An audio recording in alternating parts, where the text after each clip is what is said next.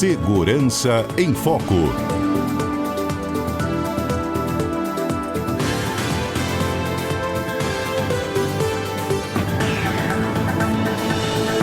No Espírito Santo, o número de testamentos vem crescendo ano a ano. Se a gente comparar 2020 a 2025, houve um incremento de 12,7%. Se for só em relação a 2024, mais outros 5,4%.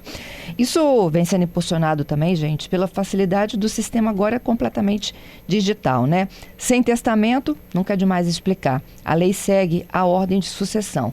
Descendentes, ascendentes, cônjuge e, por fim, os parentes, sobrinhos, por exemplo, de até 4º grau. Mas quem vai nos explicar exatamente como funciona o testamento, porque o aumento da procura aqui no Espírito Santo é a minha convidada do Segurança em Foco desta quinta-feira, Carolina Romano. A Carolina é diretora de tabelionato de notas do Sindicato dos Notários e Registradores aqui do Estado. Bom dia, Carolina. Bom dia, Fernanda. Bom dia a todos que nos escutam. Obrigada pela sua gentileza. Vamos falar um pouquinho sobre testamento. Qual é o objetivo de quem procura um cartório para deixar um testamento pronto? Pois é, Fernanda, esse tema, ele por muito tempo foi visto como um tabu. As pessoas parecem ter um certo receio de estabelecer a sua vontade para depois da morte. Mas esse número vem aumentando de testamentos, especialmente os feitos nos cartórios, porque há uma preocupação cada vez maior em organizar essa sucessão para quando aquela pessoa faltar. A gente tem hoje muitas famílias de constituições diferentes, pessoas que tiveram ao longo da vida mais de um casamento ou vivem em união estável, possuem filhos de relações diferentes. Então, por vezes, essa organização ela é importante para que a pessoa consiga ali privilegiar aquela vontade que ela tem, ao invés de deixar seguir estritamente a lei. Carol, eu achei importante isso, né? Porque as pessoas têm medo de lidar com a morte, mas eu acho que é uma certeza de todo mundo. E quando você se planeja, fica mais claro até para quem fica, não é? Com certeza, Fernanda, porque a lei vai trazer as explicações, vai trazer a normatização, mas nem sempre é essa a vontade do testador. Então, é importante organizar, planejar. Acho que há um crescimento também mais evidente desse tema do planejamento sucessório. Uhum. E a pessoa tem a intenção mesmo de organizar aquilo, às vezes atribuindo um bem para quem não é um herdeiro necessário. Há pessoas que, hoje em dia, as famílias estão menores, tem pessoas que não têm filhos, então querem privilegiar um sobrinho, alguém que tem mais contato. Então, é importante fazer essa organização por meio do testamento. Lembrando que o testamento, ele só será aplicado depois que a pessoa vier a óbito. Então, em vida, tudo segue normal com o seu patrimônio e essa vontade ela só se aplica depois, no futuro. Uhum. Como que funciona essa sucessão? O que é de direito e aquilo que pode deixar escrito, por exemplo? Isso vai depender se a pessoa tem ou não os chamados herdeiros necessários. Uhum. Então, a lei coloca, o Código Civil estabelece algumas pessoas que são consideradas herdeiras necessárias e essas pessoas, elas têm direito ao que a gente chama de legítima, ou seja, 50% do patrimônio. Então, por lei, os herdeiros necessários são os descendentes. Quem são os descendentes? Filhos, netos, bisnetos. Se tiver alguém dentro dessa classe de descendentes, são chamados herdeiros necessários. Os ascendentes também são herdeiros necessários, ou seja, pais, avós, bisavós, né, caso ainda existam. E os cônjuges. O cônjuge também é herdeiro necessário. Então, se o testador tiver alguém dentro dessa categoria, ou seja, descendentes, ascendentes ou cônjuge, ele só pode dispor em testamento de 50% dos seus bens.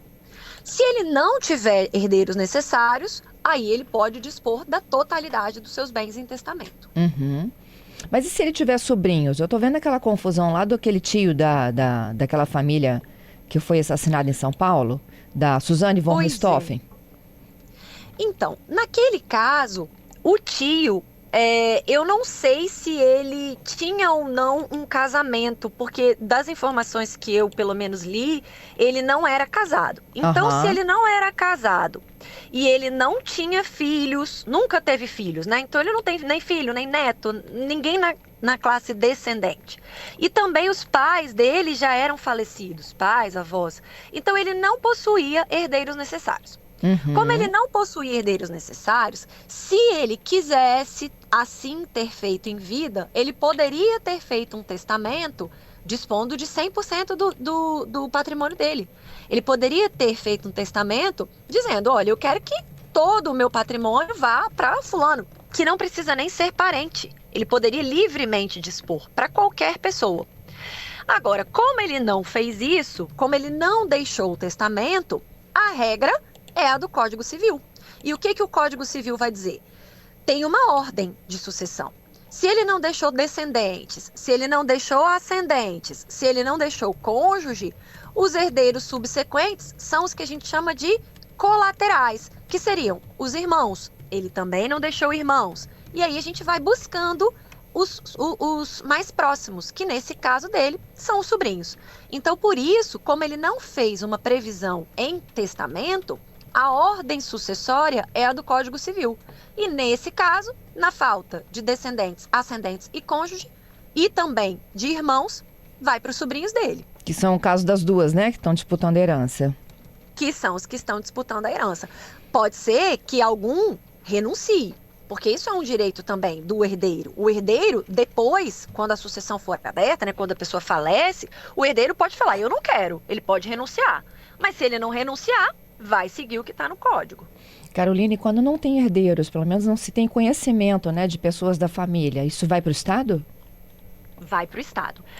A gente chama isso de herança vacante e herança jacente. Esses termos são, assim, de maneira resumida, a ideia de que não há herdeiros, e aí, assim, não há herdeiros de nenhuma classe, né? Aí publica-se edital, ninguém aparece, e aí esses bens, eles são, então, direcionados ao município ou à União. Uhum. Olha, pergunta boa do Marcos aqui. Ele diz que já ouviu falar de testamentos que foram contestados. E ele pergunta se isso é possível e ele dá um exemplo aqui bem claro. Por exemplo, se o pai não quiser deixar nada para um específico filho, isso é possível? Então, o testamento é um dos atos mais solenes do direito. O que isso significa? Significa que ao elaborar um testamento, esse testamento precisa seguir formalidades. Essas formalidades, elas estão previstas também no Código Civil. Então, existem tipos de testamento. Uhum. Existe o testamento particular, o testamento público, o testamento cerrado, que são as formas ordinárias de testamento. Então, quando esse testamento é feito, se ele não segue essa formalidade que a lei prevê, ele pode vir a ser contestado. Mas a gente tem na jurisprudência uma tendência de se prestigiar a vontade do testador. Então, o que a jurisprudência tem consolidado é o entendimento de que, mesmo que tenha faltado um requisito ou outro, é importante fazer o máximo possível para garantir que a vontade daquele testador seja cumprida. Agora, tem limites. Tem limites para essas disposições. O exemplo do ouvinte, que é o caso de excluir um filho, isso não seria possível. Porque se há filhos, se o testador tem filhos, ele cai naquela regra dos 50%. Então, ele pode dispor em testamento só da metade do seu patrimônio. Uhum. Ou seja, a outra metade, obrigatoriamente, vai seguir a ordem da lei. E aí, o que pode acontecer? Vamos supor, aí usando o exemplo do ouvinte, que o testador tenha 2 filhos. Se esse testador tem 2 filhos, e às vezes ele tem mais proximidade com um, quer que esse um filho seja beneficiado, ele pode fazer o testamento atribuindo esses 50% para um filho. E os outros 50 restantes serão divididos entre os 2 filhos. Ou seja, assim ficaria um filho com 75% do patrimônio e o outro com 25%. Uhum. Ou seja, não dá para zerar o direito desse filho. mas dá para reduzir a parte que ele tem direito a receber. Os 50% da sucessão, eles ficam preservados. O problema são os outros 50%, não é isso? Isso aí. Tá, isso Carol, aí. outra coisa. Eu tenho mais 3 ouvintes. Eu vou ficar contigo aqui para a gente ir para o Repórter CBN e volto para você responder. Uma das dúvidas, a partir de que idade a gente precisa de pensar nisso? A Renata está falando assim, essa é uma conversa que a gente tem que ter com a família, né? A gente responde ela já. Tem um outro ouvinte aqui me perguntando se eu posso deixar para um hospital público, por exemplo, para uma ONG, como é que eu escrevo isso no testamento e outras coisas mais. Volto já, tá? Tá jóia. De volta com o CBN Vitória desta quinta-feira, hoje 26 de fevereiro. Minha convidada é a Carolina Romano. Ela é diretora do tabelionato de notas, do Sindicato dos Notários e Registradores aqui do Estado. A gente está falando sobre o crescimento na procura em cartórios de testamentos. A Carol já explicou aqui como é que funciona a sucessão, que tipo de informações a gente precisa de ter. E agora as perguntas de vocês, nossos ouvintes aqui na transmissão. Carol, volto contigo para falar da Renata. A Renata pergunta assim, olha, em que momento a gente tem que ter essa conversa com a família? A pergunta dela é até específica, é quando a gente adquire um primeiro bem? Essa é uma escolha muito pessoal. E aí é até um ponto que eu gosto de destacar. O testamento é sigiloso. Ele é um documento que a gente não vai informar para ninguém. Enquanto o testador for vivo, o cartório não fornece cópia desse testamento para ninguém. E eu estou dizendo isso porque ela pergunta em conversar com a família. Isso não precisa ser conversado com a família, essa é uma decisão muito pessoal. O que a lei permite é que o testamento seja feito a partir dos 16 anos de idade, Fernanda. Veja que esse ato ele tem tanta relevância para o direito que o legislador permitiu que seja feito mesmo antes dos 18 anos de idade. Então não tem um limite, não tem uma data, não tem um limite. Mas aí a gente vem para o aspecto prático da coisa. Claro que só vai surgir o interesse em pensar nisso se você tiver um patrimônio que você deseja dar um destino diferente, que você deseja que tenha aí um destino diferente daquele que a lei prevê.